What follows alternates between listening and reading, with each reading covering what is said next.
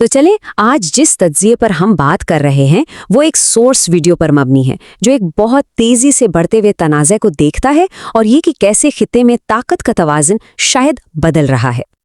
اچھا، تو سب سے پہلی اور بنیادی بات جو یہ سورس کہتا ہے وہ یہ ہے کہ یہ لڑائی پچھلی لڑائیوں جیسی بالکل نہیں ہے۔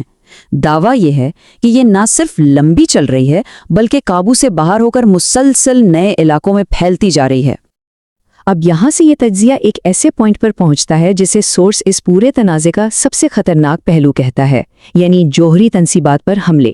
سورس کی ٹائم لائن کے مطابق واقعات نے یہاں ایک بہت خطرناک موڑ لیا۔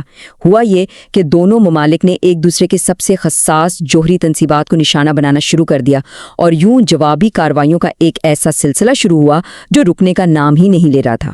پھر سورس یہ دعویٰ کرتا ہے کہ دیمونا کے قریب جو حملہ ہوا اس میں کافی بڑا نقصان ہوا، جانی نقصان بھی ہوا، اور جو ہلاکتوں کی تعداد بتائی گئی وہ دیکھتے ہی دیکھتے 47 تک پہنچ گئی۔ اور یہی وہ بات ہے جس پر سورس بار بار زور دیتا ہے کہ اس لڑائی کے جو بھی پرانے طے شدہ اصول تھے نا، وہ سب اب ٹوٹ چکے ہیں۔ ایک طرح سے رولز آف دا گیم بدل گئے ہیں۔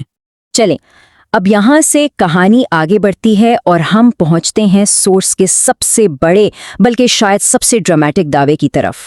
یہ جو آپ دیکھ رہے ہیں یہ سورس کے مطابق ایک براہ راست اعلان ہے، اور دعویٰ کیا ہے کہ ایران اب اسرائیل کی فضائی حدود کو کنٹرول کرتا ہے۔ یہ بہت بڑا دعویٰ ہے۔ اچھا، تو فضاؤں پر کنٹرول کا مطلب کیا ہے؟ سورس اس کی وضاحت یوں کرتا ہے کہ یہ وہ صلاحیت ہے جس سے آپ کسی بھی ایئر ڈیفنس سسٹم کو بائی پاس کر کے اپنی مرضی سے کسی بھی ٹارگٹ کو ہٹ کر سکتے ہیں۔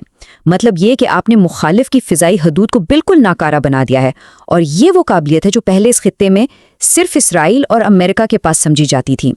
سورس کے مطابق اس ایک بڑے دعوے کے اثرات پوری دنیا میں محسوس کیے جانے لگے ہیں، بالکل ایسے جیسے ڈومینوز ایک کے بعد ایک گرنا شروع ہو جاتے ہیں۔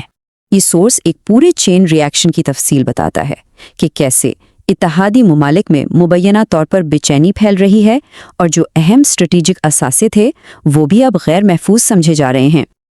اچھا، اب ہم اس تجزیے کے آخری حصے میں آتے ہیں جس میں سورس ایک رپورٹ کا حوالہ دیتا ہے، اور یہ رپورٹ اس تنازع میں ایران کے پورے اسٹریٹجک مقصد کو ہی ایک نیا اینگل دے دیتی ہے۔ یہاں سورس ایک اسرائیلی تھنک ٹینک کی رپورٹ کا ذکر کرتا ہے، اور اس رپورٹ کے مطابق ایران کے اہداف کے بارے میں جو بھی شروع میں اندازے لگائے گئے تھے وہ سب غلط تھے۔ تو اصل نقطہ کیا ہے؟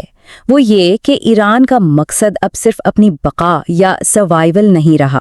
دعویٰ یہ ہے کہ اب سوچ بدل گئی ہے، دفاعی پوزیشن سے نکل کر ایک جارحانہ پوزیشن اختیار کر لی گئی ہے، اور اس تنازع کو خطے میں ایک نیا نظام لانے کے ایک موقع کے طور پر استعمال کیا جا رہا ہے۔ تو یہ ٹیبل ایران کی اس مبینہ نئی گرینڈ اسٹریٹجی کے بارے میں سورس کے دعووں کا خلاصہ پیش کرتا ہے، یعنی اپنی فوجی کارروائی کو استعمال کر کے خطے کے سیاسی اور معاشی نقشے کو ہی بنیادی طور پر بدل دیا جائے۔ تو آخر میں سورس ہمیں ایک بہت بڑے سوال کے ساتھ چھوڑ جاتا ہے کہ جب کسی لڑائی کے سارے اصول ہی دوبارہ لکھ دیے جائیں تو پھر ہوتا کیا ہے؟ سورس کے بیانیے کے مطابق یہ صرف ایک جنگ نہیں بلکہ ایک نئی حقیقت کو زبردستی قائم کرنے کی کوشش ہے۔